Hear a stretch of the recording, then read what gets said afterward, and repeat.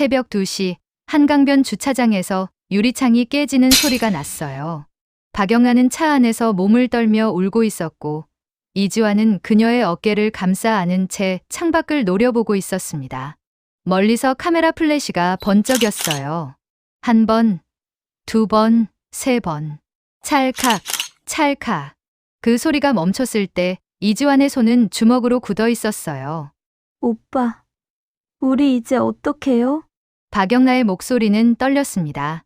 이주환은 대답하지 못했어요. 그저 그녀의 머리를 자신의 가슴에 더 깊이 묻어줄 뿐이었죠. 차창 밖으로 보이는 한강은 검은색이었어요. 물결도 없이 그저 어둠만 흐르고 있었습니다. 여러분의 구독과 좋아요, 하나하나가 더 재미있는 영상을 만드는 큰 힘이 됩니다. 다음 날 아침, 박진석의 집 거실에는 신문 5개가 펼쳐져 있었어요. 모두 똑같은 사진이 일면을 장식하고 있었습니다. 재벌가 딸 박영라, 운전기사와 미래 포착. 고성이는 그 신문을 보고 화병을 들어 바닥에 내리쳤어요. 쨍그랑하는 소리와 함께 물과 꽃잎이 대리석 바닥에 흩어졌습니다.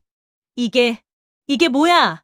고성이의 비명 같은 목소리가 집안을 가득 채웠어요. 박진석은 소파에 앉아 신문을 접으며 한숨을 쉬었습니다. 그의 얼굴에는 실망과 분노가 동시에 걸려 있었어요. 당장 영라를 데려와. 지금 당장. 고성이가 소리쳤지만 박영라의 방은 이미 비어 있었습니다. 침대는 정돈되어 있었고 책상 위에는 짧은 메모 한 장만 남아 있었어요. 엄마, 미안해요. 하지만 이번엔 제가 정하고 싶어요. 그 글씨를 본 고성이의 손이 바르르 떨렸습니다. 종이를 움켜쥔 그녀의 손톱 밑으로 하얀 살이 보일 정도였어요. 일주일 전, 사진이 터지기 전, 그러니까 모든 게 아직 비밀이었을 때의 이야기입니다. 박영란은 홍대 근처 작업실에 혼자 앉아 있었어요. 캔버스 앞에 서 있었지만 붓을 들지 못하고 있었습니다. 물감은 마르고 있었고 창밖으로는 겨울비가 내리고 있었어요. 똑, 똑, 빗소리만 들렸습니다. 오빠. 박영란은 혼잣말처럼 중얼거렸어요. 휴대폰을 꺼내 이주환의 번호를 받지만 전화를 걸지는 못했습니다. 어머니 고성이가 그에게 접근 금지 명령을 내렸거든요. 박영란의 휴대폰에는 어머니가 심어놓은 추적 앱까지 깔려 있었어요. 전화를 걸면 바로 알 수 있었습니다. 해외 미술 연수 준비해야지, 영라야. 고성이는 그렇게 말했었어요. 하지만 박영란은 알고 있었습니다. 이건 연수가 아니라 유배라는 걸요. 어머니는 자신을 이주환으로부터 떼어놓으려 한다는 걸 말이에요. 같은 시각, 박진석의 회사 지하 2층 보안실. 이주환은 모니터 화면만 멍하니 바라보고 있었어요. CCTV 화면들이 깜빡거렸지만 그의 눈에는 아무것도 들어오지 않았습니다. 일주일 전만 해도 그는 박영라의 전속 운전기사였어요. 매일 아침 그녀를 태우고 저녁에는 대학원까지 바래다 주었죠. 하지만 지금은 모든 게 끝났습니다. 운전기사 주제에 감히. 박진석이 던진 그 말이 아직도 귓가에 맴돌았어요. 이주환은 주먹을 쥐었다가 펴기를 반복했습니다. 손톱 자국이 손바닥에 빨갛게 남았어요. 점심시간, 이주환은 혼자 구내식당 구석 자리에 앉았습니다. 밥을 떠먹으려다 멈췄어요. 입맛이 없었거든요. 그때 누군가 그의 맞은편에 쟁반을 내려놓았습니다. 형님. 이주환이 고개를 들었어요. 박성재가 앉아 있었습니다. 33살, 이주환보다 3살 위인 그는 이 회사의 본부장이자 박진석의 아들이었어요. 그러니까 박영라의 오빠였죠. 밥은 먹어야지. 박성재가 조용히 말했어요. 이주환은 고개를 숙였습니다. 죄송합니다, 본부장님. 형님이라 불렀잖아, 방금. 박성재가 웃으며 말했어요. 하지만 그의 눈은 웃고 있지 않았습니다. 심각했어요. 지환아, 내가 왜 그런 선택을 했는지 알아. 박성재는 숟가락을 내려놓고 이주환을 똑바로 쳐다봤어요. 본부장님. 아니, 형님. 저는 내 여동생이 사람을 믿은 게 처음이야. 그게 너였어. 박성재의 목소리는 낮았지만 또렷했어요. 식당의 소음 속에서도 또렷하게 들렸습니다. 그래서 더 멀리 하려 했습니다. 영나 씨가 상처받을까봐. 이지환의 목소리가 떨렸어요. 박성재는 한참 동안 그를 바라보다가 입을 열었습니다. 피하지 마. 사랑이 죄라면 세상이 먼저 바뀌어야지. 그 말을 듣고 이지환의 눈이 커졌어요. 박성재는 자리에서 일어나며 마지막으로 한마디를 덧붙였습니다. 내일 오후 3시 홍대 앞 카페 윈터 스토리. 우연히 가보는 거야. 박성재가 떠난 뒤 이지환은 손이 떨리는 걸 느꼈어요. 가슴이 쿵쾅거렸습니다. 내일 영나를 만날 수 있다는 희망이 온몸에 퍼졌어요. 밤이 되었습니다. 박영란은 침대에 누워 천장을 바라보고 있었어요. 휴대폰 화면에는 이지환과의 마지막 문자 대화가 떠 있었습니다. 영나야, 나는 괜찮아. 영나만 무사하면 돼. 그게 6일 전 메시지였어요. 그 이후로 아무 연락이 없었습니다. 박영란은 휴대폰을 꼭 쥐고 눈물을 삼켰어요. 목이 따가웠습니다. 오빠, 보고 싶어요. 그녀의 속삭임은 어둠 속으로 사라졌어요. 다음 날 오후 2시 반. 박영란은 어머니 고성희에게 거짓말을 했어요. 엄마, 교수님이 포트폴리오 상담해 주신대요. 2시간만 다녀올게요. 고성희는 의심스러운 눈초리로 딸을 쳐다봤습니다. 하지만 박영란은 이미 준비를 마친 상태였어요.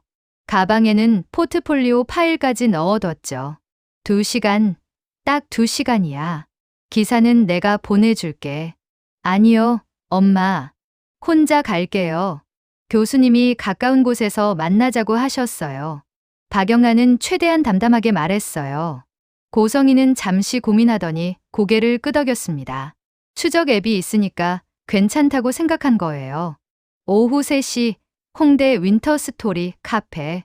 박영란은 모자를 깊이 눌러쓰고 들어갔어요. 카페 안은 따뜻했습니다. 커피 향이 진하게 퍼져 있었어요. 그녀가 한 걸음씩 안으로 들어갈 때마다 심장이 빨리 뛰었습니다. 창가 자리에 이지환이 앉아 있었어요. 검은색 후드티를 입고 창밖을 바라보고 있었습니다. 박영란은 그 뒷모습만 봐도 눈물이 날 것 같았어요. 지환 오빠. 박영란의 목소리는 떨렸어요. 이지환이 돌아봤습니다. 두 사람의 눈이 마주쳤어요. 6일 만이었습니다. 영나야. 이지환은 자리에서 일어났어요. 하지만 가까이 다가가지는 못했습니다. 사람들 눈이 있었거든요. 박영라가 먼저 그의 맞은편에 앉았어요. 보고 싶었어요. 박영라가 먼저 말했습니다. 이지환은 고개를 끄덕였어요. 말이 나오지 않았습니다. 목이 메었거든요. 나도 정말 보고 싶었어. 두 사람은 한참 동안 서로를 바라만 봤어요. 말이 필요 없었습니다. 눈빛만으로도 충분했거든요. 어떻게 지내셨어요? 박영라가 물었어요. 이지환은 쓴웃음을 지었습니다. 보안실로 좌천됐어. 하루 종일 모니터만 봐. 오빠, 미안해요. 저 때문에. 아니야, 괜찮아. 이지환이 고개를 저었어요. 하지만 괜찮지 않다는 게 얼굴에 다 드러나 있었습니다. 박영란은 테이블 밑으로 손을 뻗었어요. 이지환의 손을 찾아 살짝 잡았습니다. 오빠, 저 해외로 보내질 것 같아요. 엄마가 미술 연수라고 하는데 그냥 저를 격리하려는 거예요. 박영란의 목소리가 흔들렸어요. 이지환의 손에 힘이 들어갔습니다. 오빠, 우리 어떡해요? 이대로 헤어져야 해요. 박영란의 눈에 눈물이 고였어요. 이지환은 그녀의 손을 더 꽉 쥐었습니다. 싫어. 절대 안 되지. 이지환의 목소리는 단호했어요. 그 순간 테이블 위에 놓인 박영란의 휴대폰이 울렸습니다. 화면에는 엄마라고 떠 있었어요. 받아야 해요. 추적 앱이 있어서. 박영란가 황급히 전화를 받았어요. 네, 엄마. 응, 지금 상담 중이에요. 네, 곧 갈게요. 전화를 끊고 박영란은 이지환을 바라봤습니다. 시간이 없었어요. 오빠, 가봐야 해요. 영라야, 이 번호로 연락해. 이지환이 냅킨에 빠르게 번호를 적었어요. 자신의 번호가 아니었습니다. 이 지역의 번호였어요. 이 번호로 전화하면 추적 안 돼. 박영란은 그 냅킨을 주머니에 넣었어요. 일어서려는 순간 이지환이 그녀의 손목을 잡았습니다. 영라야, 포기하지 마라. 내가 방법을 찾아볼게. 박영란은 고개를 끄덕이고 카페를 나섰어요. 문을 나서는 그녀의 뒷모습을 이지환은 한참 동안 바라봤습니다. 가슴이 찢어질 것 같았어요. 카페 구석 자리에서 박성재가 모든 걸 지켜보고 있었어요. 그는 커피를 한 모금 마시며 조용히 중얼거렸습니다. 영라야, 미안해. 하지만 이게 내가 사는 길이야. 박성재의 눈빛은 결연했어요. 개인전이 끝난 지 3개월이 지났어요. 박영란은 이상훈과 세 번째 데이트를 하고 있었습니다. 장소는 청담동의 고급 이탈리안 레스토랑이었어요. 촛불이 은은하게 타오르고 와인잔이 반짝였습니다. 영라 씨, 이 파스타 어때요? 셰프가 직접 만든 건데.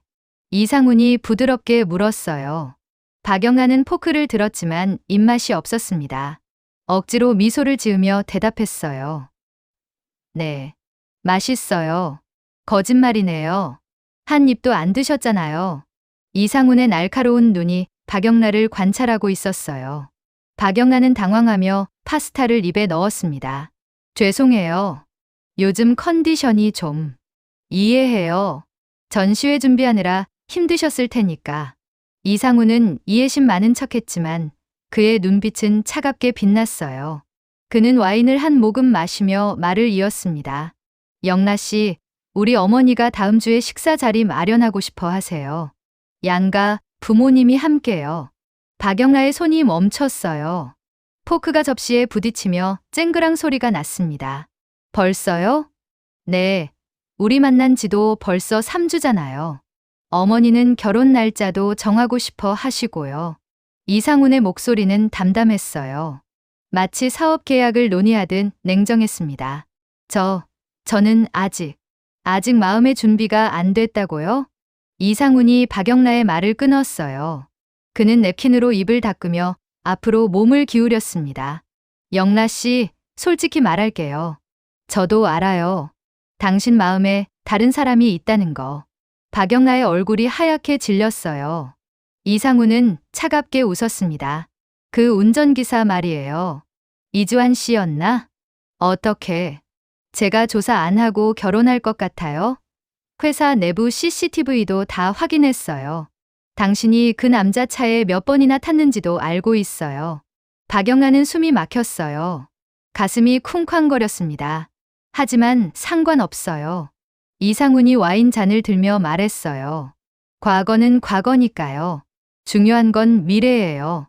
당신은 박진석 회장의 딸이고 저는 휴먼드바이오 부회장이에요. 우리 결혼은 사랑이 아니라 전략이에요. 저는 그런 결혼 원하지 않아요. 박영아가 떨리는 목소리로 말했어요. 이상훈은 웃음을 거뒀습니다. 원하는 걸 다 할 수 있으면 좋겠죠. 하지만 현실은 그렇지 않잖아요. 당신 어머니한테 들었어요. 해외 유학 보내려다가 제 집안에서 먼저 연락 와서 취소했다고. 박영란은 고개를 떨구었어요. 이상훈의 말이 맞았습니다. 어머니는 자신을 이미 팔아넘긴 거나 다름없었어요. 다음 주 토요일 저녁 7시 호텔 신라 다이닝룸이에요. 늦지 마세요. 이상훈이 일어서며 말했어요. 박영란은 대답하지 못했습니다. 그저 촛불만 멍하니 바라볼 뿐이었어요. 같은 시각 박진석 회사 지하 보안실. 이지환은 모니터 앞에서 졸고 있었어요. 밤 근무였거든요. 그때 휴대폰이 진동했습니다. 박성재의 번호였어요. 이지환은 얼른 복도로 나가 전화를 받았습니다. 형? 지환아, 영라 연락 왔어? 아니요. 왜요? 이지혁의 목소리가 심각했어요. 인터넷에 기사 떴어. 휴먼드바이오 이상훈 부회장이랑 박영라 씨 교제설. 이지환의 머릿속이 하얗게 변했어요. 휴대폰을 쥔 손이 떨렸습니다. 뭐라고요? 사진도 있어. 레스토랑에서 마주 앉아 있는 거. 지환아, 괜찮아? 이지환은 대답하지 못했어요. 목이 메었습니다. 형, 저 지금 영라한테 연락해 볼게요. 전화를 끊고 이지환은 영라에게 전화를 걸었어요. 신호음이 길게 울렸습니다. 하지만 받지 않았어요. 영라. 이지환은 벽에 기대 주저앉았어요. 가슴이 찢어질 것 같았습니다. 그날 밤 박영란은 집으로 돌아와 방문을 잠갔어요. 휴대폰에는 40통의 부재중 전화가 있었습니다. 모두 이 지역의 번호였어요. 그러니까 이지환의 전화였죠. 박영란은 휴대폰을 꼭 쥐고 울었어요. 받고 싶었습니다. 목소리를 듣고 싶었어요. 하지만 받을 수 없었습니다. 어머니가 추적 앱으로 위치를 계속 확인하고 있었고 수상한 전화라도 받으면 바로 추궁할 게 뻔했거든요. 오빠, 미안해요. 정말 미안해요. 박영란은 베개에 얼굴을 묻고 소리 없이 울었어요. 눈물이 멈추지 않았습니다. 다음 날 아침 고성이가 박영라의 방문을 열고 들어왔어요. 손에는 신문을 들고 있었습니다. 영라야, 봤니? 너 기사 났어. 고성이의 목소리는 들떠 있었어요. 신문 사회면에는 박영라와 이상훈의 사진이 실려 있었습니다. 제목은 재벌가 2세 커플 탄생이었어요. 엄마, 저는 좋은 기사야. 이제 내 과거는 다들 잊을 거야. 이상훈 부회장이 얼마나 좋은 사람인데. 고성이는 기뻐했지만 박영라의 얼굴은 창백했어요. 엄마, 저 그 사람 좋아하지 않아요. 사랑 같은 건 결혼하고 나서 생겨. 중요한 건 조건이야, 조건. 고성이가 딸의 어깨를 잡았어요. 영라야, 엄마 말 들어. 그 운전기사는 잊어. 내가 행복해지려면 신분이 맞는 사람이랑 결혼해야 해. 박영란은 어머니의 손을 뿌리쳤어요. 엄마는 내 행복 같은 건 관심도 없잖아요. 그냥 체면만 중요한 거잖아요. 뭐라고? 고성이의 얼굴이 굳었어요. 박영란은 눈물을 흘리며 소리쳤습니다. 나 사람이에요. 엄마 인형이 아니라고요. 이 애가 지금. 고성이가 손을 들었어요. 하지만 내리치지는 않았습니다. 대신 차갑게 말했어요. 다음 주 토요일 양가 상견례야. 준비해. 고성이가 방을 나갔어요. 문이 쾅 닫혔습니다. 박영란은 바닥에 주저앉아 울었어요. 사흘 후 이지환은 더 이상 참을 수 없었어요. 박성재를 찾아갔습니다. 형님, 저 영라 좀 만나게 해주세요. 박성재는 사무실 의자에 앉아 이지환을 바라봤어요. 그의 얼굴에는 걱정이 가득했습니다. 지환아, 지금은 안 돼. 영라가 이상훈이랑. 알아요. 하지만 형님, 저 영라 목소리라도 들어야겠어요. 제발요. 이지환의 목소리는 절박했어요. 박성재는 한숨을 쉬었습니다. 알았어. 내가 방법을 찾아볼게. 조금만 기다려. 그날 밤 박성재는 동생 박영라에게 문자를 보냈어요. 영라야, 내일 오후 3시에 엄마한테 내가 너 데리고 나간다고 할게. 미술관 간다고. 실제로는 다른 곳 갈 거야. 박영라는 그 문자를 보고 가슴이 뛰었어요. 오빠가 자신을 도와주려는 거였습니다. 다음 날 오후 박성재는 박영라를 차에 태웠어요. 고성이는 아들을 믿었기에 흔쾌히 보내줬습니다. 오빠, 어디 가는 거예요? 조용한 곳. 내가 만나고 싶어하는 사람 있잖아. 박성재의 말에 박영라의 눈이 커졌어요. 설마. 응. 지환이. 박영라의 눈에 눈물이 고였어요. 박성재는 동생의 머리를 쓰다듬었습니다. 30분밖에 못 줘. 그 이상은 엄마가 의심해. 차는 한강공원 근처에 멈췄어요. 벤치에 이지환이 앉아 있었습니다. 박영란은 차에서 뛰어내렸어요. 지환 오빠. 이지환이 돌아봤어요. 박영라가 달려왔습니다. 두 사람은 서로를 꽉 안았어요. 영라, 보고 싶었어. 저도요. 오빠, 저도 너무 보고 싶었어요. 박영란은 이지환의 가슴에 얼굴을 묻고 울었어요. 이지환은 그녀의 등을 쓰다듬었습니다. 영라, 괜찮아? 그 부회장이랑. 싫어요. 그 사람 정말 싫어요. 박영라가 고개를 들어 이지환을 봤어요. 오빠, 나 다음 주에 상견례래요. 양가 부모님 만나는 거. 이지환의 얼굴이 굳었어요. 안 돼. 그럼 안 되는데. 오빠, 나 어떡해요? 엄마가 안 놔줘요. 박영나의 목소리가 떨렸어요. 이지환은 그녀의 얼굴을 두 손으로 감쌌습니다. 영나, 도망쳐. 뭐, 나랑 같이 도망쳐. 상견례 전날 밤에 이지환의 눈빛은 진지했어요. 박영아는 놀란 눈으로 그를 바라봤습니다. 오빠, 진심이에요? 응, 나 각오했어. 영나랑 같이 있을 수 있으면 뭐든 할 수 있어. 박영나의 눈에서 눈물이 흘러내렸어요. 이지환은 그 눈물을 닦아줬습니다. 상견례가 토요일이지. 금요일 밤 11시에 한강으로 나와. 내가 기다릴게. 오빠, 정말 괜찮아요? 우리 잡히면. 괜찮아. 영나만 있으면 돼. 이지환이 박영나의 이마에 키스했어요. 박영아는 그를 꽉 안았습니다. 알았어요. 갈게요. 꼭 갈게요. 30분이 빠르게 지나갔어요. 박성재가 경적을 울렸습니다. 시간이 다 된 거예요. 영나, 이제 가봐. 금요일 밤에 봐. 네. 오빠, 꼭 봐요. 두 사람은 손끝을 마지막으로 잡았다가 놓았어요. 박영란은 차로 돌아갔습니다. 차가 떠나는 걸 이지환은 한참 동안 바라봤어요. 차 안에서 박성재가 물었어요. 영나야, 뭐라고 하던? 오빠, 나 금요일 밤에 도망갈 거예요. 박성재는 놀라 동생을 쳐다봤어요. 뭐, 지환 오빠랑 도망갈 거예요. 오빠, 도와주실 거죠? 박영나의 눈빛은 결연했어요. 박성재는 한참 동안 고민하다가 고개를 끄덕였습니다. 알았어. 내가 도와줄게. 고마워요, 오빠. 박영아는 창밖을 바라봤어요. 하늘이 점점 어두워지고 있었습니다. 하지만 그녀의 마음속에는 희망이 피어나고 있었어요. 금요일이 다가오고 있었습니다. 모든 것이 바뀔 그날이 말이에요. 금요일 아침이 밝았어요. 박영아는 침대에 누워 천장을 바라보고 있었습니다. 잠을 한숨도 못 잤어요. 오늘 밤이면 모든 게 달라질 거였습니다. 가슴이 두근거렸어요. 설렘과 두려움이 동시에 밀려왔습니다. 영나야, 일어났니? 문 밖에서 고성이의 목소리가 들렸어요. 박영아는 벌떡 일어나 대답했습니다. 네, 엄마. 일어났어요. 오늘은 집에만 있어.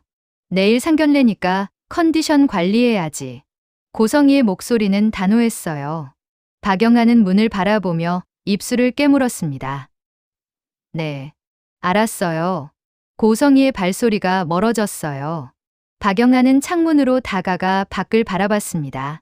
하늘은 잔뜩 흐려 있었어요. 곧 비가 올 것 같았습니다. 오빠, 오늘 밤이에요. 조금만 기다려요. 박영아는 창문에 손을 대고 속삭였어요. 손끝이 차가운 유리에 닿았습니다. 오전 10시 박영란은 옷장을 정리하는 척하며 작은 가방에 필요한 물건들을 챙겼어요. 속옷 몇 벌, 화장품, 지갑, 통장. 들키면 안 되니까 최소한만 챙겼습니다. 가방을 침대 밑에 숨겼어요. 점심시간 식탁에는 고성이와 박영란만 앉아 있었어요. 박진석은 회사에, 박성재도 외근을 나갔습니다. 영라야, 내일 이상훈 부회장님 부모님 오신대. 제대로 인사해야 해. 고성이가 말했어요. 박영아는 고개를 끄덕이며 밥을 떠먹었습니다. 목으로 넘어가지 않았어요. 그리고 옷은 내가 준비해뒀어. 연분홍색 원피스. 청순하고 고급스럽게 보여야 하니까. 네. 박영라의 대답은 힘이 없었어요. 고성이는 딸의 얼굴을 유심히 살폈습니다. 왜 그래? 얼굴이 안 좋네. 낮잠 좀 자. 네, 엄마. 박영아는 방으로 돌아왔어요. 침대에 누웠지만 잠이 올 리 없었습니다. 휴대폰을 꺼내 시계를 봤어요. 오후 1시 30분. 밤 11시까지 아직 9시간 반이나 남았습니다. 같은 시각, 회사 보안실. 이지환은 시계를 몇 번이고 확인했어요. 시간이 너무 느리게 가는 것 같았습니다. 오늘은 야근 없는 날이었어요. 저녁 6시면 퇴근할 수 있었습니다. 지환아, 박성재가 보안실 문을 열고 들어왔어요. 이지환은 얼른 일어나 인사했습니다. 형님, 오늘 밤 준비됐지? 박성재의 목소리는 낮았어요. 다른 직원들이 들을까봐 조심스러웠습니다. 네, 형님. 제 형 차 빌렸어요. 영라한테는 내가 연락할게. 밤 10시 반에 집 뒷문으로 나오라고. 형님, 정말 고맙습니다. 이지환의 눈에 눈물이 맺혔어요. 박성재는 그의 어깨를 툭 쳤습니다. 영라, 잘 부탁해. 내 동생이야. 목숨 걸고 지킬게요. 박성재는 고개를 끄덕이고 보안실을 나갔어요. 이지환은 주먹을 불끈 쥐었습니다. 긴장됐지만 각오는 되어 있었어요. 오후 5시 하늘에서 비가 내리기 시작했어요. 창문을 두드리는 빗소리가 들렸습니다. 박영란은 창가에 서서 비를 바라봤어요. 오늘따라 비가 오네. 불길한 예감이 들었지만 박영란은 고개를 저었어요. 안 돼요. 지금 포기할 수는 없었습니다. 오후 6시 저녁 식사 시간. 박진석이 회사에서 돌아왔어요. 식탁에는 4명이 앉았습니다. 박진석, 고성희, 박성재, 박영라. 내일 잘하자, 영라야. 박진석이 무겁게 말했어요. 박영라는 고개를 끄덕였습니다. 네, 아버지. 이번 결혼은 우리 가문의 중요한 일이야. 휴먼디바이오와 손잡으면 우리 사업도 더 커질 수 있어. 박진석의 말에 박성재가 숟가락을 내려놓았어요. 아버지, 영라는 물건이 아니에요. 뭐라고? 박진석이 아들을 노려봤어요. 고성희가 급히 말을 이었습니다. 여보, 성재는 그냥 동생 걱정되는 거예요. 영라야, 이상훈 부회장님 좋은 분이잖니? 박영란은 대답하지 않았어요. 그저 밥만 떠먹을 뿐이었습니다. 식탁의 분위기는 무거웠어요. 식사가 끝나고 박성재는 동생의 방으로 왔어요. 문을 닫고 속삭였습니다. 영라야, 준비됐지? 응. 오빠, 가방도 챙겼어. 10시 반에 내가 문자 보낼게. 그럼 바로 나와. 뒷문으로. 알았어. 오빠, 고마워. 박영라가 오빠를 껴안았어요. 박성재는 동생의 등을 토닥였습니다. 영라야, 행복해야 해. 알았지? 응, 행복할게. 박성재가 방을 나갔어요. 박영란은 혼자 남아 시계를 봤습니다. 오후 7시 30분. 이제 3시간만 기다리면 됐어요. 오후 9시 박영란은 샤워를 했어요. 머리를 말리고 편한 옷으로 갈아입었습니다. 청바지에 검은색 후드티, 모자도 준비했어요. 들키지 않으려면 최대한 눈에 띄지 않아야 했습니다. 가방을 다시 한번 확인했어요.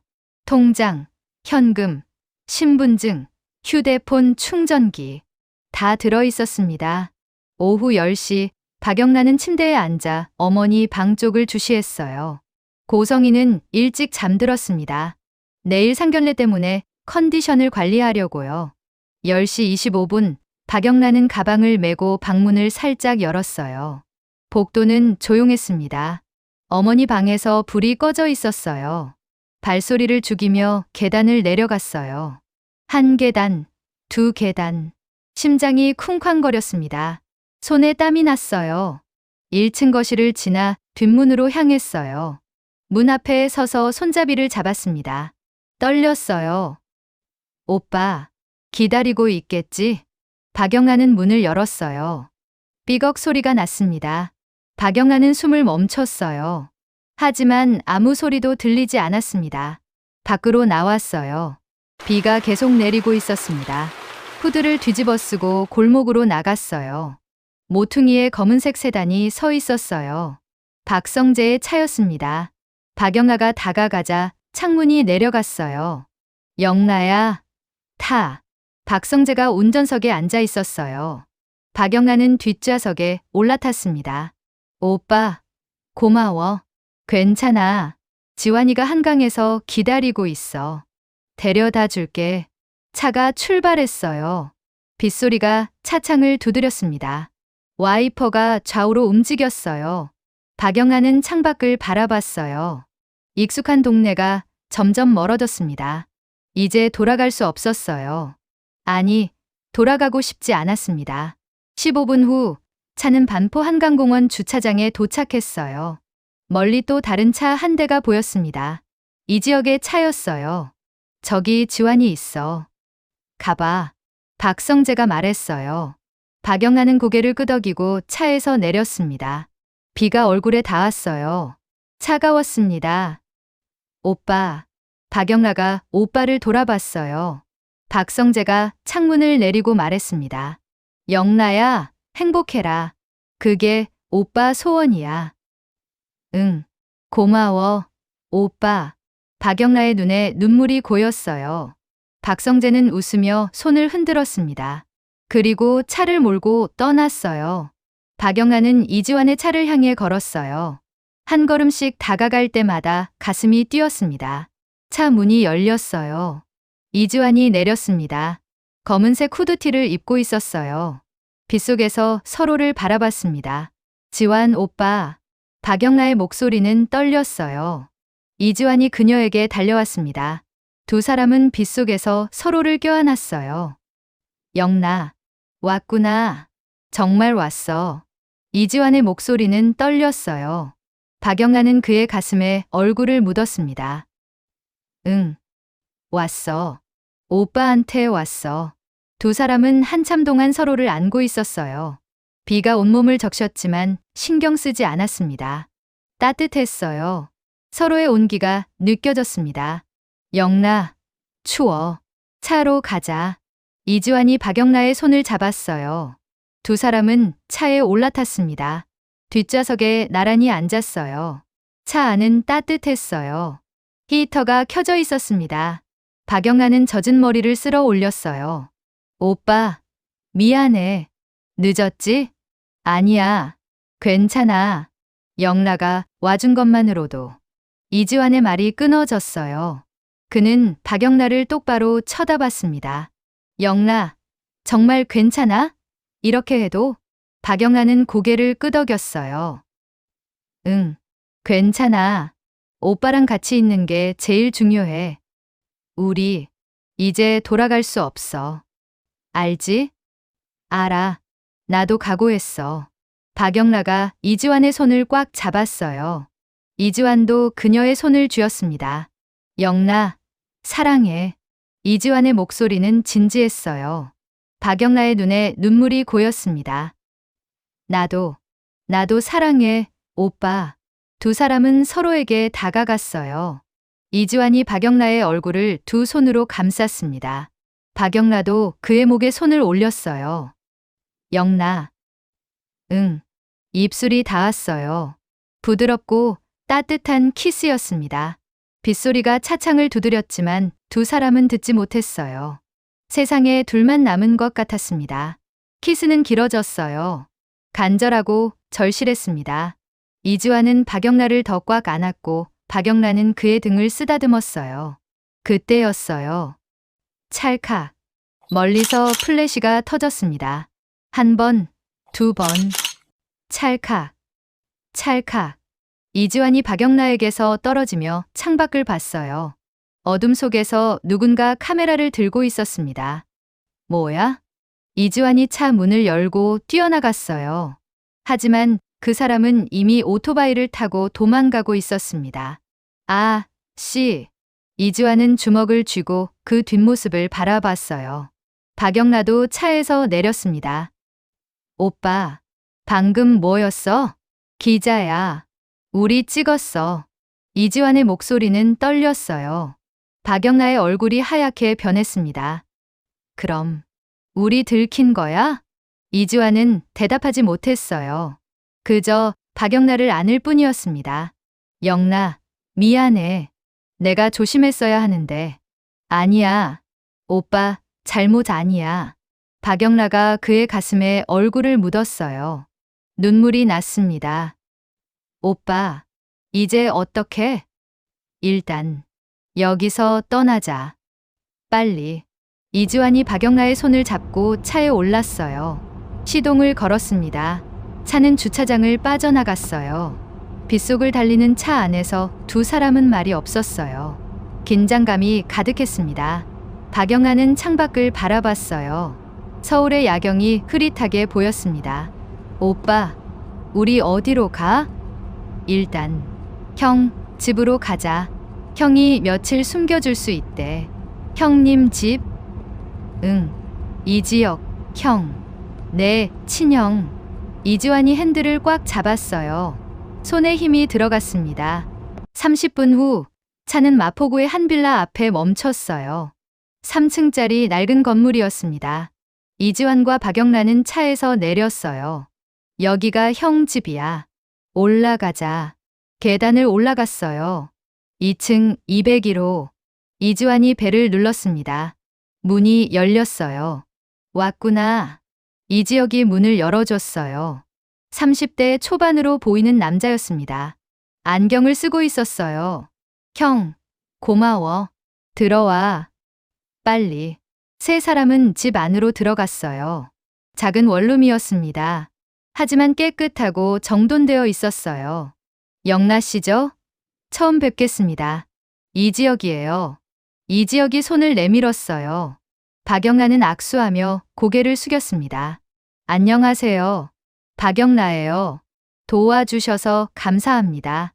괜찮아요. 제 동생이 좋아하는 사람인데요. 이지혁이 웃으며 말했어요. 그는 수건 2장을 건넸습니다.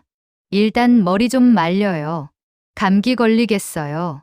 이주환과 박영란은 수건으로 머리를 닦았어요. 이지혁은 부엌에서 뜨거운 차를 끓였습니다. 형, 우리 찍혔어. 기자한테. 이주환이 무거운 목소리로 말했어요. 이지혁의 손이 멈췄습니다. 뭐라고? 한강에서. 누가 찍었어. 분명 기자였어. 이지혁은 한숨을 쉬었어요. 그럼 내일 아침이면 기사 나오겠네. 형, 미안해. 형까지 연루될 것 같아서. 괜찮아. 내가 도와줄게. 일단 오늘은 여기서 자. 내일 대책 세우자. 이지혁이 차를 건네줬어요. 따뜻한 보리차였습니다. 박영란은 그 차를 받아 마셨어요. 목이 따뜻해졌습니다. 고맙습니다, 형님. 괜찮아요. 사랑하는 사람 지키는 거 당연한 거죠. 이지혁은 웃었지만 그의 눈빛은 걱정스러웠어요. 밤 12시 이지혁은 자리를 깔아줬어요.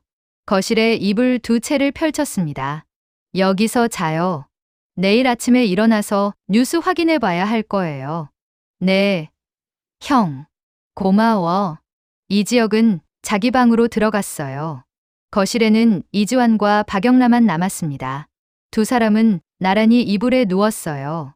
손을 잡았습니다. 오빠, 무서워. 박영라가 속삭였어요. 이주환은 그녀를 안았습니다. 나도 무서워. 하지만 영나랑 같이니까 견딜 수 있어. 응. 나도. 박영란은 이주환의 품에 얼굴을 묻었어요. 이주환의 심장 소리가 들렸습니다. 쿵쾅, 쿵쾅. 빠르게 뛰고 있었어요. 오빠, 사랑해. 나도 사랑해, 영나. 두 사람은 서로를 꽉 안고 눈을 감았어요. 잠이 올 리 없었지만 서로가 있어서 안심이 됐습니다. 창밖에서는 여전히 비가 내리고 있었어요. 도시의 불빛이 깜빡였습니다. 세상은 조용했지만 두 사람의 마음속에는 폭풍이 몰아치고 있었어요. 내일이면 모든 게 세상에 알려질 거였습니다. 재벌가 딸과 평범한 직원의 도주. 약혼자를 두고 다른 남자와 도망친 여자. 기사 제목이 눈에 선했어요. 하지만 박영란은 후회하지 않았어요. 이주환도 마찬가지였습니다. 이게 사랑이었으니까요. 세상이 뭐라고 하든 두 사람은 서로를 선택했습니다. 밤은 깊어갔어요. 빗소리만 창문을 두드렸습니다. 두 사람은 서로의 손을 꽉 잡고 있었어요. 놓지 않았습니다. 절대 놓을 수 없었어요. 새벽 2시 박영라의 휴대폰이 진동했어요. 화면에는 어머니의 이름이 떠 있었습니다. 30통의 부재중 전화, 10개의 문자 메시지. 영나야, 어디야? 당장 집으로 와. 전화 안 받으면 경찰 부를 거야. 박영란은 휴대폰을 꺼버렸어요. 더 이상 보고 싶지 않았습니다.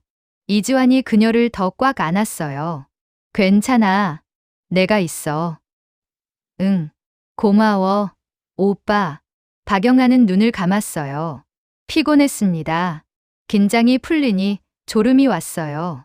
이지환의 품에서 천천히 잠들었습니다. 이지환은 잠든 박영란을 내려다봤어요. 그녀의 얼굴은 평화로웠습니다. 이지환은 그녀의 머리카락을 쓰다듬었어요. 영나, 내가 지킬게. 뭐가 되든 내가 지킬게. 이지환은 다짐했어요. 그리고 그도 천천히 눈을 감았습니다. 밤은 계속되었고 비는 그치지 않았어요. 하지만 두 사람은 서로의 품에서 잠들었습니다. 내일 무슨 일이 일어날지 몰랐지만 오늘 이 순간만큼은 행복했어요. 불은 이미 타오르고 있었습니다. 세상에 퍼져나가고 있었어요. 하지만 두 사람은 그 불 속에서도 서로를 놓지 않았습니다. 사랑은 때로 위험하고 때로 고통스러웠어요. 하지만 그럼에도 불구하고 사랑은 가장 아름다운 것이었습니다. 그리고 박영라와 이지환의 사랑은 이제 막 시작된 거였어요. 토요일 아침 6시, 이지혁의 휴대폰 알람이 울렸어요. 그는 알람을 끄고 거실을 살펴봤습니다. 이지환과 박영라가 서로를 아는 채 깊이 잠들어 있었어요. 이지혁은 조용히 자기 방으로 들어가 노트북을 켰습니다. 포털 사이트 메인 화면을 열자마자 눈에 띄는 기사가 있었어요. 단독 박진석 회장 딸 박영라, 약혼 전날 다른 남성과 미르의 포착. 이지혁의 얼굴이 굳었어요. 기사를 클릭했습니다. 사진이 선명하게 실려 있었어요. 차 안에서 키스하는 두 사람의 모습이었습니다. 얼굴도 또렷하게 나왔어요. 기사는 이렇게 시작했어요. 박진석 회장의 딸이자 화가인 박영라 씨가 오늘 오후 휴먼딥바이오 이상훈 부회장과의 상견례를 앞두고 전날 밤 다른 남성과 만난 것으로 확인됐다. 본지 취재 결과 박 씨는 지난밤 11시경 서울 반포 한강공원에서 20대 후반으로 추정되는 남성과 차 안에서 애정행각을 벌였다. 관계자에 따르면 이 남성은 박진석 회장 회사의 전 직원으로 박영라 씨의 운전기사 겸 경호원으로 근무했던 것으로 알려졌다. 기사는 길게 이어졌어요. 이지혁은 한숨을 쉬었습니다. 댓글창도 열어봤어요. 이미 수백 개의 댓글이 달려 있었습니다. 재벌가 딸이 운전기사랑? 크크크. 약혼자 놔두고 바람 피우네. 진짜 막장 드라마네. 이상훈 부회장 불쌍하다. 악플이 대부분이었어요. 이지혁은 노트북을 덮었습니다. 거실로 나가 동생을 깨웠어요. 지환아, 일어나. 이지환이 눈을 떴어요. 박영라도 움직였습니다. 형, 몇 시야? 6시. 그런데 기사 떴어. 이지환의 얼굴이 창백해졌어요. 박영라도 벌떡 일어났습니다. 기사요? 이지혁은 노트북을 보여줬어요. 두 사람은 화면을 봤습니다. 박영라의 손이 떨렸어요. 이게 우리. 응. 얼굴도 다 나왔어. 이름도 나왔고. 이지환은 주먹을 불끈 쥐었어요. 박영라는 화면을 보다가 댓글란을 열었습니다. 그리고 그 내용을 보고 눈물이 났어요. 오빠, 사람들이 나한테 이렇게. 박영라의 목소리가 떨렸어요. 이지환이 그녀를 안았습니다. 보지 마. 그런 거 보지 마. 이지혁은 노트북을 닫았어요. 일단 여기 있어. 밖에 나가면 안 돼. 기자들이 몰려들 거야. 형, 미안해. 형까지. 괜찮아. 내가 도와줄게. 그때 이지환의 휴대폰이 울렸어요. 회사 번호였습니다. 여보세요? 이지환 씨, 인사팀입니다. 오늘 오전 10시까지 회사로 출근해 주시기 바랍니다. 중요한 면담이 있습니다. 네, 알겠습니다. 전화를 끊고 이지환은 고개를 떨구었어요. 회사에서 연락 왔어. 오늘 10시까지 출근하래. 해고하려는 거야. 이지혁이 단호하게 말했어요. 아마 그럴 거야. 박진석 회장이 가만히 안 있을 테니까. 박영라가 이지환의 손을 꽉 잡았어요. 오빠, 미안해. 나 때문에. 아니야. 괜찮아. 난 괜찮아. 이지환은 웃으려 했지만 웃음이 나오지 않았어요. 같은 시각, 박진석의 집. 거실은 난리가 났어요. 고성이가 소파에 앉아 울부짖고 있었습니다. 영라야, 영라야. 박진석은 신문을 구겨서 바닥에 내던졌어요. 화병도 깨졌습니다. 거실이 난장판이었어요. 이 미친. 이게 무슨 짓이야. 박진석의 목소리가 집안을 흔들었어요. 여보, 영라를 찾아야 해요. 상견례가 오늘인데. 고성이가 떨리는 목소리로 말했어요. 박진석은 고개를 저었습니다. 상견례?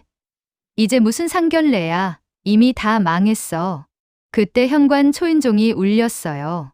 문을 열자 이상훈이 들어왔습니다. 그의 얼굴은 차갑게 굳어 있었어요. 이 부회장님. 고성이가 황급히 일어났어요. 이상훈은 냉정하게 말했습니다. 상견례는 취소합니다. 약혼도 파기하고요. 부회장님, 기다려주세요.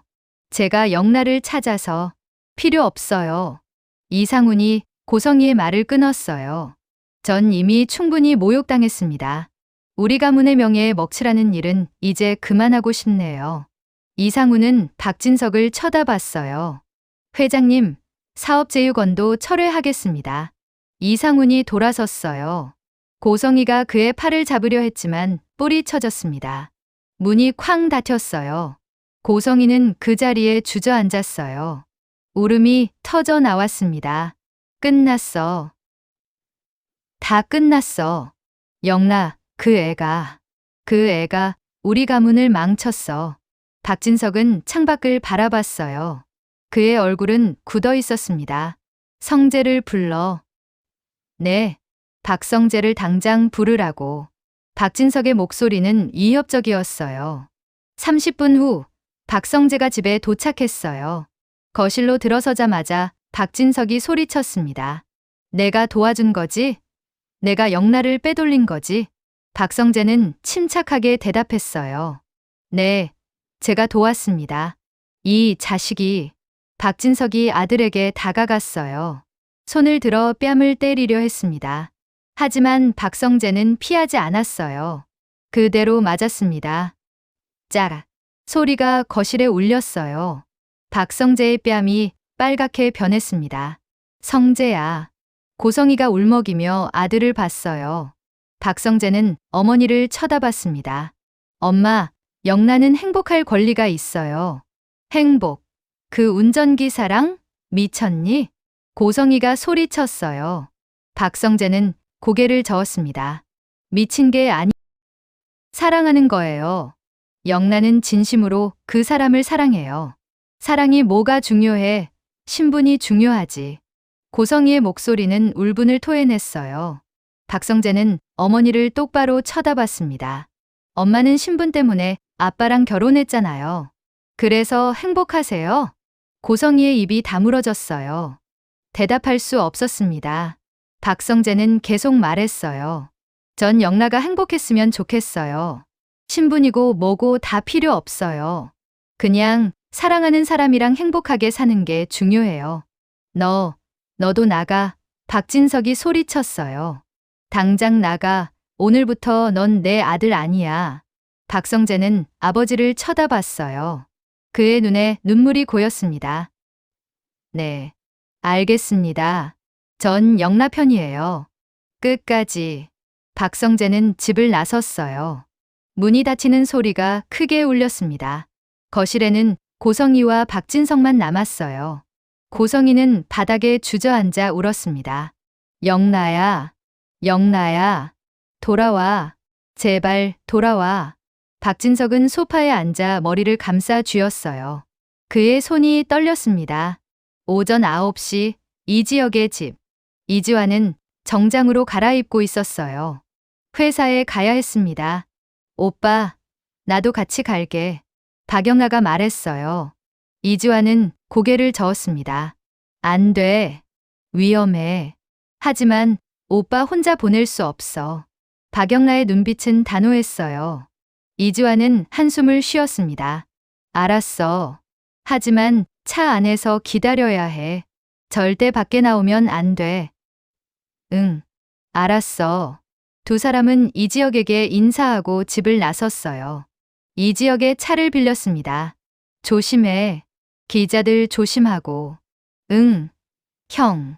고마워. 차가 출발했어요. 거리는 평온해 보였지만 두 사람의 마음은 무거웠습니다.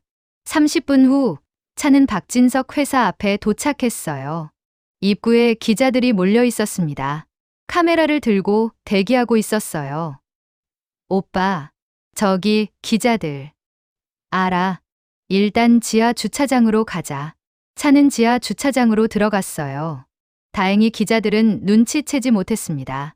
영나, 여기서 기다려. 1시간 안에 올게. 응. 조심해, 오빠. 이주환은 박영라의 이마에 키스하고 차에서 내렸어요. 엘리베이터를 타고 인사팀으로 향했습니다. 인사팀 회의실에는 인사팀장과 법무팀 직원이 앉아 있었어요. 테이블 위에는 서류가 놓여 있었습니다. 이주환 씨, 앉으세요. 인사팀장이 차갑게 말했어요. 이주환은 의자에 앉았습니다. 이주환 씨는 회사 규정을 위반했습니다. 특히 직원윤리 강령 제7조를 심각하게 위반했어요. 이주환은 대답하지 않았어요. 인사팀장이 서류를 밀었습니다. 즉시 해고 처분입니다. 서류에 사인하세요. 이주환은 서류를 봤어요. 징계 해고 통보서라고 적혀 있었습니다. 팀장님, 제가 뭘 잘못했나요? 이주환이 물었어요. 인사팀장은 코웃음 쳤습니다. 회장님 따님과 부적절한 관계를 맺었잖아요. 그것도 모자라 약혼식 전날 밤에 유인까지 했고요. 유인이 아닙니다.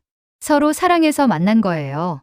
이주환의 목소리는 떨렸지만 단호했어요. 인사팀장은 비웃었습니다. 사랑? 이주환 씨, 현실을 보세요.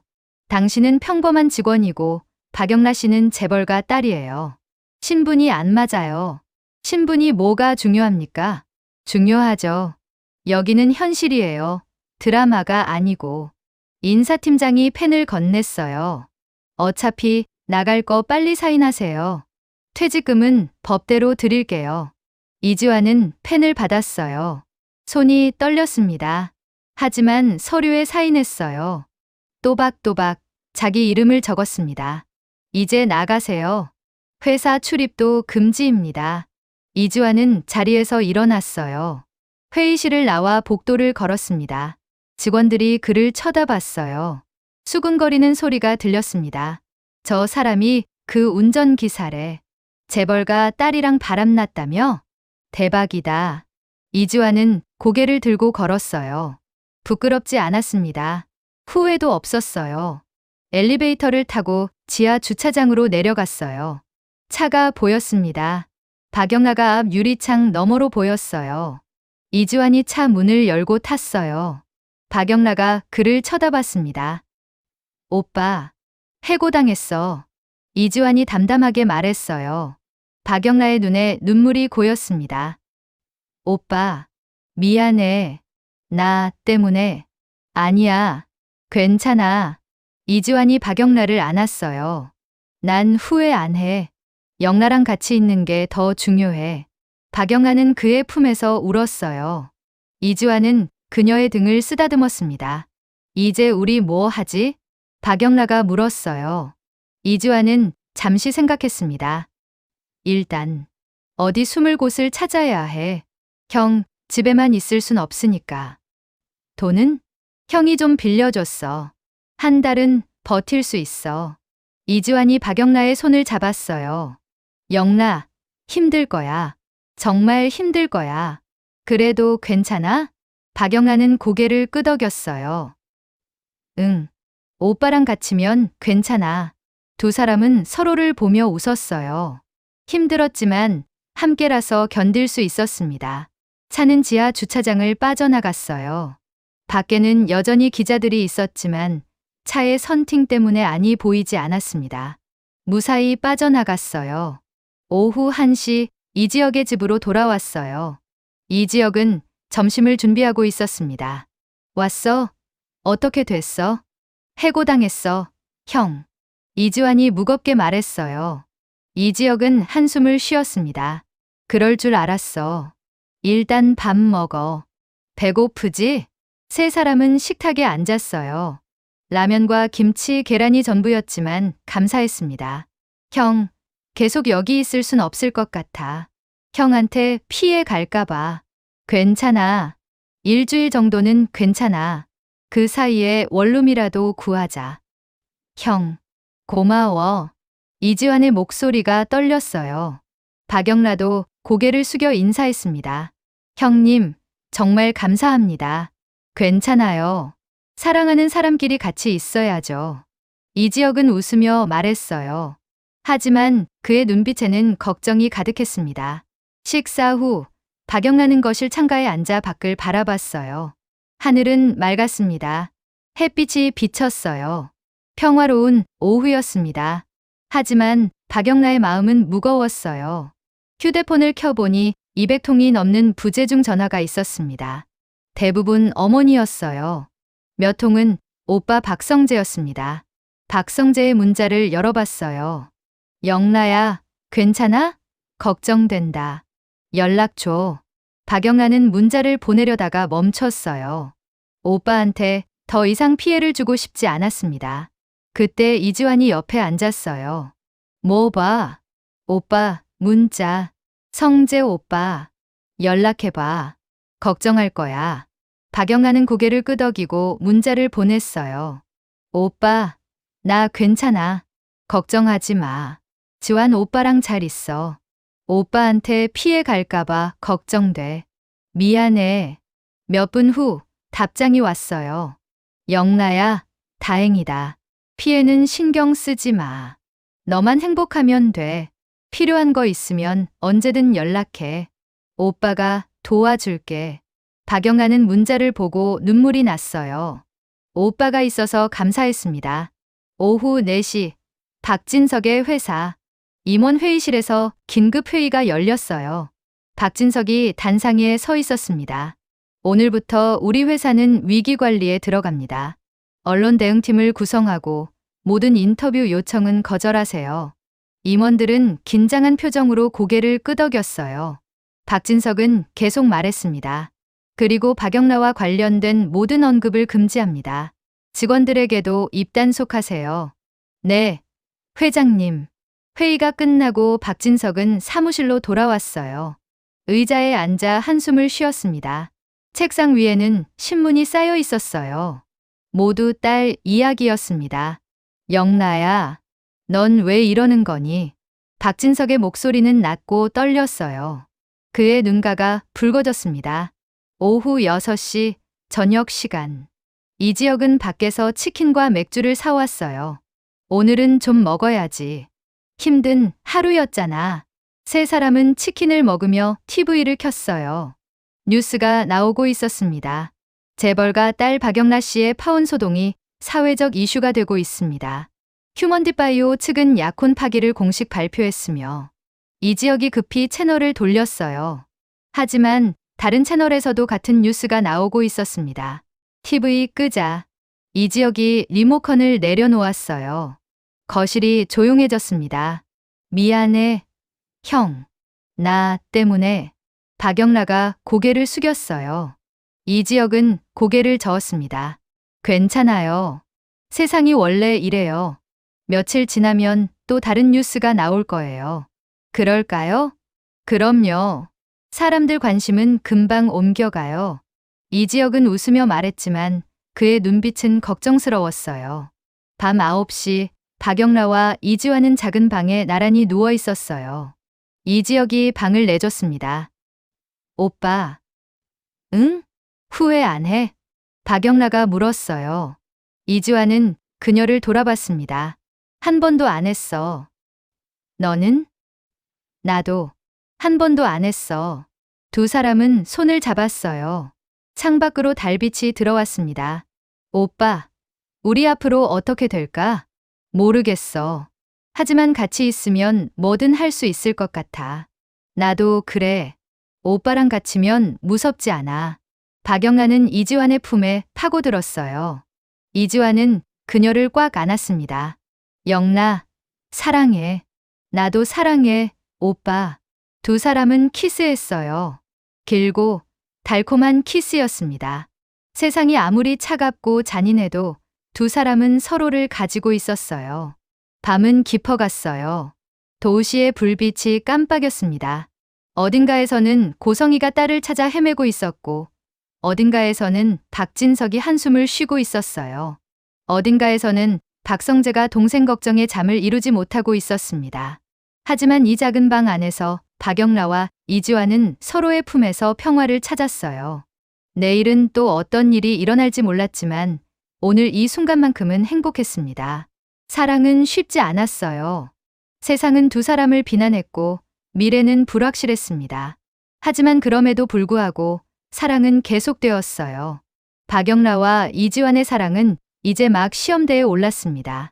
앞으로 더 많은 시련이 기다리고 있을 거예요. 하지만 두 사람은 이미 선택했습니다. 서로를 선택했어요. 그리고 그 선택은 그 어떤 것보다 강했습니다. 창밖으로 별이 빛나고 있었어요. 수많은 별들이 반짝이고 있었습니다. 그 별빛 아래 두 사람은 서로를 안고 잠들었어요. 내일은 또 다른 하루가 시작될 거예요. 힘든 하루가 될 수도 있었습니다. 하지만 두 사람은 함께였어요. 그리고 함께라면 무엇이든 이겨낼 수 있었습니다. 밤은 계속되었고 세상은 계속 돌아갔어요. 하지만 이 작은 방 안에서만큼은 시간이 멈춘 것 같았습니다. 박영라와 이지환의 이야기는 아직 끝나지 않았어요. 이제 막 시작된 거였습니다. 불은 이미 타올랐고 세상에 퍼져나갔어요. 하지만 그 불 속에서도 두 사람은 서로를 지켜냈습니다. 그리고 그들의 사랑은 그 어떤 불보다 뜨겁게 타오르고 있었습니다. 3주가 지났어요. 박영라와 이지환은 서울 외곽의 작은 원룸에서 살고 있었습니다. 보증금 500만 원, 월세 45만 원. 좁았지만 두 사람에게는 충분했어요. 아침 7시 알람이 울렸어요. 이지환이 먼저 일어났습니다. 경비 유니폼으로 갈아입었어요. 검은색 정장에 빨간 완장이 달려 있었습니다. 오빠, 박영라가 눈을 비비며 일어났어요. 이지환은 그녀에게 키스했습니다. 깨웠어? 미안. 괜찮아. 밥 먹고 가. 박영라는 계란 프라이를 만들고 밥을 차렸어요. 간단한 아침이었지만 따뜻했습니다. 나 갔다 올게. 영란은 오늘 뭐 할 거야? 그냥 집에서 있으려고. 박영라의 목소리는 힘이 없었어요. 요즘 박영란은 할 일이 없었습니다. 아르바이트를 알아봤지만 얼굴이 알려져서 어려웠어요. 그 재벌가 딸이라는 꼬리표가 부담스러웠나 봐요. 이지환이 현관문을 열고 나갔어요. 박영란은 혼자 남은 방을 둘러봤습니다. 설거지를 하고 방을 정리했어요. 30분이면 다 끝났습니다. 그 후에는 할 일이 없었어요. 오전 10시 박영란은 책상 앞에 앉았어요. 그림을 그리려 했지만 붓이 잘 움직이지 않았습니다. 한숨만 나왔어요. 시간은 느리게 흘렀어요. 오후 2시, 3시, 4시. 박영란은 침대에 누워 천장만 바라봤습니다. 눈물이 났어요. 오후 6시 이지환이 퇴근했어요. 영라, 나 왔어. 대답이 없었어요. 박영라가 침대에 웅크리고 있었습니다. 눈이 빨갛게 부어 있었어요. 왜 그래? 울었어? 이지환이 다가갔어요. 박영라는 이지환을 안았습니다. 오빠, 나 쓸모없는 것 같아. 하루 종일 집에만 있으니까 답답하고. 영라, 그렇게 생각하지 마. 이지환이 박영라의 어깨를 잡았어요. 기억나? 우리 같이 만들던 그 만화. 내 심장을 가져가. 박영라의 눈이 커졌어요. 그거 완성해봐. 그리고 온라인에 올려. 웹툰으로. 웹툰? 응. 웹툰 플랫폼에 올리면 사람들이 보고 인기 있으면 돈도 벌 수 있어. 이지환의 목소리는 진지했어요. 내 그림 진짜 재밌었어. 스토리도 탄탄하고 다른 사람들도 좋아할 거야. 하지만 영나야, 이제 엄마 눈치 안 봐도 돼. 내가 하고 싶은 거 해. 내 재능 숨기지 마. 박영아는 눈물을 흘렸어요. 고마워, 오빠. 그날 밤 박영란은 서랍을 열었어요. 태블릿을 꺼냈습니다. 전원을 켰어요. 미완성된 웹툰이 나타났습니다. 내 심장을 가져가. 소리와 독고진이 좀비들 사이에서 싸우고 있었어요. 계속 그려볼까? 박영란은 펜을 들었어요. 첫 선을 그었습니다. 소리가 좀비를 쓰러뜨리는 장면이었어요. 붓이 움직였습니다. 빠르게, 정확하게. 다음 날부터 박영란은 매일 그림을 그렸어요. 1화, 2화, 3화. 점점 이야기가 완성되어 갔습니다. 저녁이 되면 이지환에게 보여줬어요. 오빠, 여기 액션 장면인데 이렇게 하면 어때? 좋은데? 소리가 좀비 3마리를 동시에 쓰러뜨리는 거잖아. 이렇게 하면 더 역동적일 것 같아. 이지환이 몸을 움직이며 시범을 보였어요. 박영아는 웃으며 스케치했습니다. 오빠, 완벽해. 두 사람은 웃으며 작업을 계속했어요. 2주가 지났어요. 박영아는 10화를 완성했습니다. 웹툰 플랫폼에 올릴 준비가 됐어요. 오빠, 진짜 올려도 될까? 올려. 자신 가져. 박영아는 업로드 버튼을 눌렀어요. 처음에는 웹툰 3회까지 무료로 올렸습니다. 첫날은 조용했어요. 조회수 100, 둘째 날 500, 댓글이 몇 개 달렸습니다. 그림체 좋네요. 다음 화 언제 올라와요? 셋째 날 조회수가 폭발했어요. 10만, 댓글이 수백 개 달렸습니다. 헐, 이거 대박이다. 좀비물 중에 최고예요. 소리 캐릭터 진짜 멋있어. 박영아는 믿을 수 없었어요. 이지환이 그녀를 안아 들어 올렸습니다. 영나, 대박이야. 오빠, 진짜야? 진짜야. 사람들이 내 웹툰 좋아해. 일주일 후 조회수는 50만을 넘어섰어요. 웹툰 플랫폼에서 연락이 왔습니다. 박영나 작가님, 정식 계약 제한 드립니다. 월 기본료 500만 원, 조회수당 추가 수익 있습니다. 박영아는 손이 떨렸어요. 오빠, 계약 제안 왔어. 월 500만 원이래. 이지환이 박영나를 번쩍 들어 올렸어요. 우와, 영나, 내가 해냈어. 한 달이 지났어요. 박영나의 웹툰은 인기 순위 탑10에 들었습니다. 조회수가 화당 150만을 넘어섰어요. 광고 제의가 쏟아졌어요. 게임 캐릭터 협찬 3천만 원. 단행본 출판, 인세 12%. 드라마 판권 8천만 원. 박성재가 변호사를 소개해줬어요.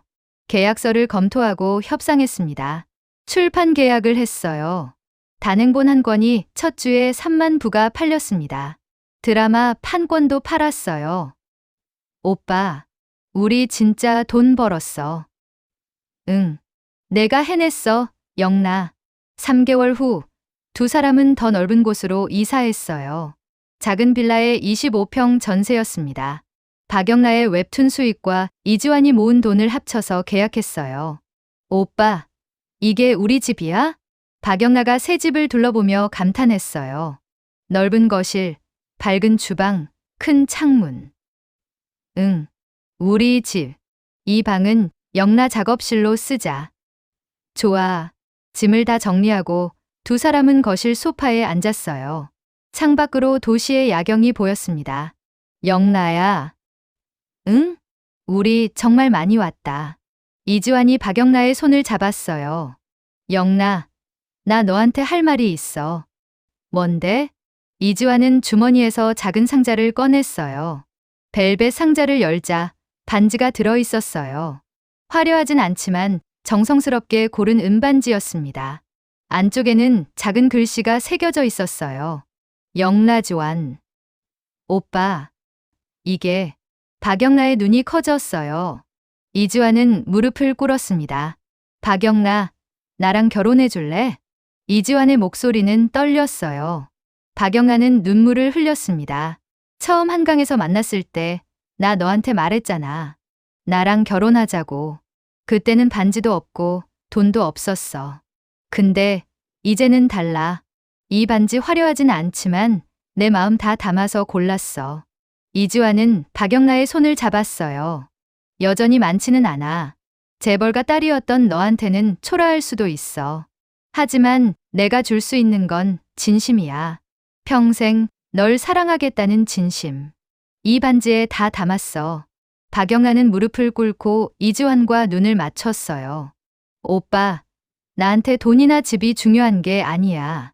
오빠가 중요한 거야. 오빠랑 원룸에서 라면 먹을 때도 행복했어. 그게 내 인생에서 제일 행복한 시간이었어. 왜냐면 오빠랑 함께였으니까. 박영라가 이지환의 얼굴을 감쌌어요. 그래, 결혼할게. 당연히 할 거야. 나 오빠 아니면 안 돼. 이지환은 박영라를 꽉 안았어요. 두 사람은 서로를 안고 울었습니다. 고마워, 영라. 나야말로 고마워, 오빠. 내 재능을 믿어줘서. 이지환이 반지를 박영라의 손가락에 끼워줬어요. 딱 맞았습니다. 화려하진 않았지만 두 사람의 사랑만큼이나 소중해 보였어요. 예쁘다. 안쪽에 우리 이름도 새겨져 있네. 응. 너랑 나 평생 함께라는 약속. 오빠가 더 예뻐. 남자가 무슨 예뻐. 그래도 예뻐. 두 사람은 웃으며 키스했어요. 다음 날 두 사람은 한강으로 갔어요. 모든 게 시작된 그곳이었습니다. 여기, 우리 처음 재회했던 곳이지? 응. 여기서 너 기다렸었어. 비 오던 날. 그리고 키스했어. 응. 그리고 찍혔지. 두 사람은 웃었어요. 이제는 웃으며 이야기할 수 있었습니다. 오빠, 그때 진짜 무서웠어. 나도. 앞이 안 보였어. 근데 이겨냈어. 우리. 응. 우리. 이지환이 박영라의 손을 잡았어요. 약혼 반지가 햇살을 받아 은은하게 빛났습니다. 영라, 우리 앞으로 더 행복하자. 응. 더 행복하게 살자. 두 사람은 강을 바라봤어요. 물결이 출렁거렸습니다. 산책로를 따라 걸었어요. 손을 꼭 잡고 천천히 벤치에 앉아 쉬었어요. 사람들이 자전거를 타고 지나갔습니다. 오빠. 응? 우리 행복하게 살 거지? 당연하지. 약속해. 두 사람은 새끼손가락을 걸었어요. 도장 꽝. 엄지를 부딪혔어요. 웃음이 났습니다. 해가 지기 시작했어요. 노을이 한강을 물들였습니다. 주황빛, 분홍빛, 보라빛이 하늘을 채웠어요. 영라, 저거 봐. 이지환이 하늘을 가리켰어요. 구름이 하트 모양이었습니다. 우와, 진짜 하트다. 우리를 축복하나 봐.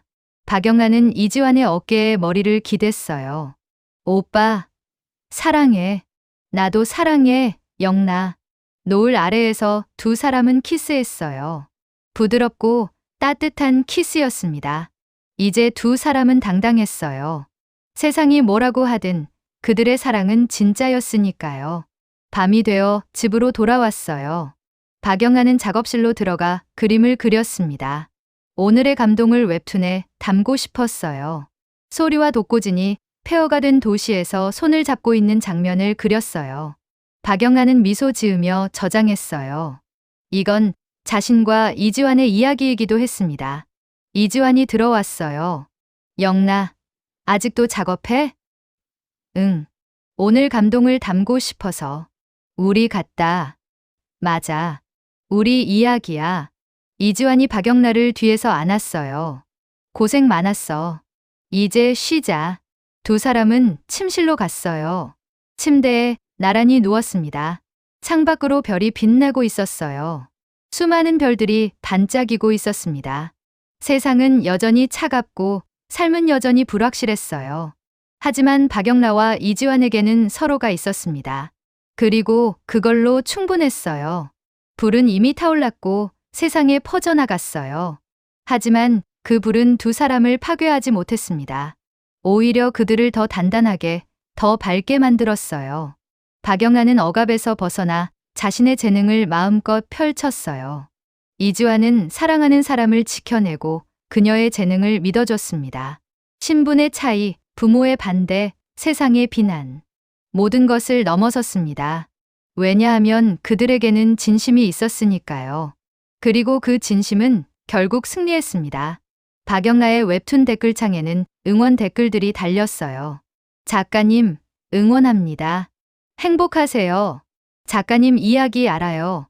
멋있어요. 포기하지 않아서 고마워요. 덕분에 용기 얻었어요. 박영아는 미소 지었어요. 자신의 이야기가 누군가에게 힘이 되고 있었습니다. 오빠, 우리 이야기가 사람들한테 힘이 되고 있어.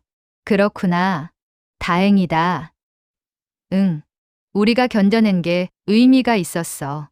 이주환이 박영라를 안았어요. 당연하지. 우리 사랑은 의미 있어. 진짜니까. 응. 진짜야. 두 사람은 서로를 보며 웃었어요. 이제 그들 앞에는 밝은 미래가 펼쳐져 있었습니다.